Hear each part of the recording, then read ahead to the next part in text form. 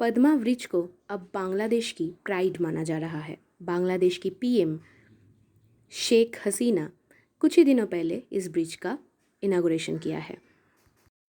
25 मई को इस ब्रिज का इनागुरेशन हुआ है और 26 मई को ये ब्रिज पब्लिक के लिए ओपन कर दिया गया है। आज इस वीडियो के थ्रू हम पद्मा ब्रिज के बारे में कुछ फैक्ट्स और इस ब्रिज निर्माण के इतिहास को जानेंगे। तो मेरा सलाह ये है कि आप लोग इस वीडियो को अंत तक देखें। आप सबको नो और नथिंग में बहुत बहुत स्वागत है। तो चलिए आज का वीडियो हम स्टार्ट करते हैं। गंगा रिवर इंडिया की बहुत सारी स्टेट से बहने के बाद जब वेस्ट बंगाल के ऊपर से बहने लगता है तो वेस्ट बंगाल की डिस्ट्रिक्ट मुर्शिदाबाद की धुलिया नामक एक जगह में गंगा दोनों हिस्सों में डिवाइड हो जाता है।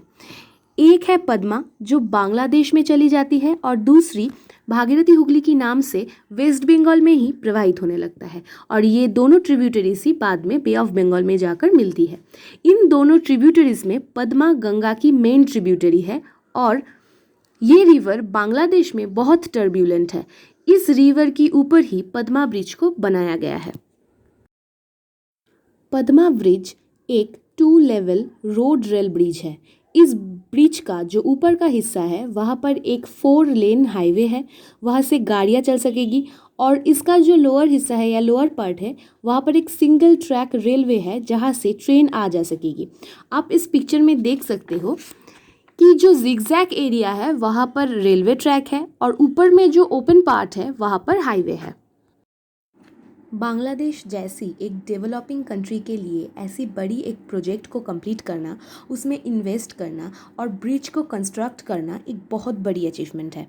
इसीलिए द गवर्नमेंट ऑफ बांग्लादेश की जो इंफॉर्मेशन एंड कम्युनिकेशन टेक्नोलॉजी की एडवाइज़र है संजीव वाजिद जॉय, उन्होंने पद्मा ब्रिज को बांग्लादेश की प्राइड और डिग्निटी का तगमा दिया है। उन्होंने कहा है, Padma Bridge is not just an engineering masterpiece but a symbol of pride and dignity of Bangladesh as well. Bharat ने भी इस बारे में बांग्लादेश की बहुत तारीफ की है। ये ब्रिज लंबाई में 6.241 किलोमीटर है, यानी कि ये इसका लेंथ है और चौड़ाई में ये 18.18 मीटर्स तक वाइड है। ये ब्रिज साउथ वेस्ट की स्टेट्स को नॉर्थ और ईस्ट के स्टेट्स के साथ जोड़ता है, जो पहले इतनी आसान नहीं थी। ये एक चैलेंजिंग प्रोजेक्ट थी बांग्लादेश के लिए। क्यों इतनी चैलेंजिंग थी ये आप डिस्कशन चलते वक्त जान जाओगे। पद्मा ब्रिज में टोटल 41 पिलर्स है जो रिवर बेड में 400 फीट डीप तक डंप किया गया है। इस ब्रिज का जो डिज़ाइन है वो बनाया है एक अमेरिकन मल्टीनेशनल इंजीनियरिंग फर्म ने और इस ब्रिज का कंस्ट्रक्शन की है एक चाइनीज़ कंपनी ने जिसका नाम है China railway major bridge engineering corporation. इस ब्रिज का कंस्ट्रक्शन का काम शुरू हुई थी 26 नवंबर 2014 को और काम पूरी हुई 23 जून 2022 को। इस ब्रिज बनाने का प्रपोजल बांग्लादेश गवर्नमेंट ने दी थी 1998 में। इस ब्रिज बनाने का जो प्रिंसिपल एम्बिशन था या फिर आप कह सकते हो कि जो मेन एम या मोटिव था वो था साउथ वेस्ट बांग्लादेश के साथ ढाका की संबंध जोड़ना या फिर कनेक्टिविटी सेटअप करना। ट्रांसपोर्टेशन को बांग्लादेश और इजी करना चाह रहा था। इस प्रोजेक्ट की जो एस्टिमेटेड कॉस्ट थी वो था लगभग 3,848.40 करोड़ टाका। टाका इज द बांग्लादेशी करेंसी, जिसके अंदर 2,893.50 करोड़ आने वाली थी फॉरेन सोर्सेस से और 750 करोड़ लोकल या डोमेस्टिक सोर्सेस से।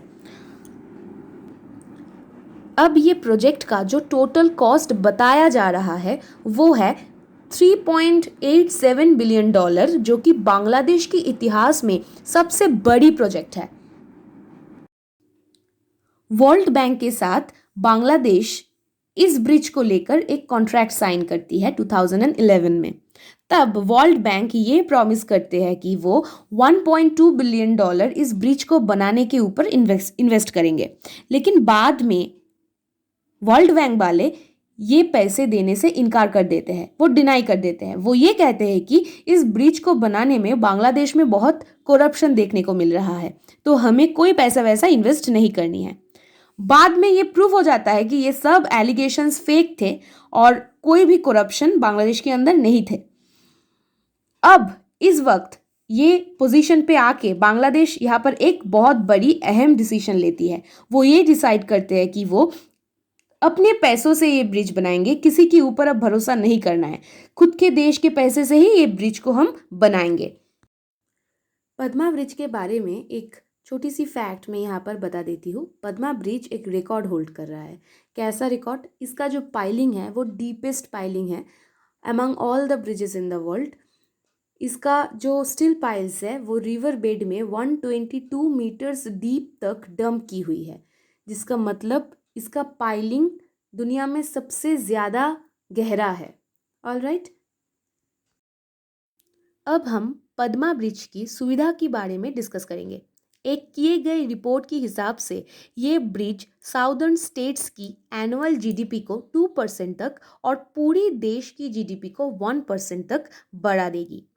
साउथ की जो स्टेट्स है बांग्लादेश में, उस स्टेट्स के साथ बांग्लादेश की जो कैपिटल है ढाका, ये ब्रिज उसको जोड़ देगी। ये इन दोनों जगहों को जोड़ देगी, साउदर्न पार्ट से नॉर्दर्न एंड ईस्टर्न पार्ट्स को। सिर्फ बांग्लादेश को ही नहीं बल्कि और कई देशों को भी इस ब्रिज होने का फ़ायदा मिलेगा। जैसे कि अगर हम कोलकाता से कुछ चीज़ ढाका में एक्सपोर्ट करते हैं या फिर ढाका से कोलकाता में कुछ चीज़ें इंपोर्ट करते हैं या ले आते हैं, या कोई कमोडिटीज़ इस पार से उस पार ले आते हैं या ले जाते हैं, तो फिर इस ब्रिज के मदद से ही हम इस पार से उस पार बहुत आसानी से जा सकते हैं। इस ब्रिज की होने से इंडिया के भी बहुत फ़ायदे हैं। पहले एक तरफ से दूसरी तरफ जाने के लिए फेरी सर्विस में भरोसा करना पड़ता था, और जैसे कि मैंने पहले भी कहा है कि पद्मा एक बहुत टर्बुलेंट रिवर है। इतनी टर्बुलेंट है कि यहाँ पर लाइफ रिस्क बहुत ज़्यादा थी। अब इस ब्रिज की होने पर लाइफ रिस्क भी यहाँ पर कम हो जाती है। अब आते हैं हम इस ब्रिज की डिसएडवांटेज के ऊपर। अब इस ब्रिज का जो टोल कॉस्ट है ये बहुत हाई है, जिसके कारण जो कमोडिटीज़ इंपोर्ट या एक्सपोर्ट किया जाएगा उसका जो प्राइस है वो भी हाई हो जाएगा, एक्सेसिव टोल टैक्स के लिए या टोल प्राइस के लिए। अब आते हैं इस चीज़ का मेन मुद्दा पे। यहाँ पर मैंने पहले भी बताई थी कि इसका जो कंस्ट्रक्शन की काम है वो चाइना की एक कंपनी ने की है। तो बांग्लादेश ने इस ब्रिज को बनाने का कॉन्ट्रैक्ट चाइना को दिया था, चाइना की एक कंपनी को दी थी। अब कुछ चाइनीज़ मीडिया ये क्लेम कर रहा है कि ये चाइना की बहुत बड़ी एक सक्सेस है इस ब्रिज को बनाना, लेकिन हाल ही में ऐसा नहीं है, क्योंकि बांग्लादेश ने इस ब्रिज को बनाने के लिए पूरी की पूरी पैसे बांग्लादेश ने डाला है और कोई देशों ने बांग्लादेश की मदद नहीं की।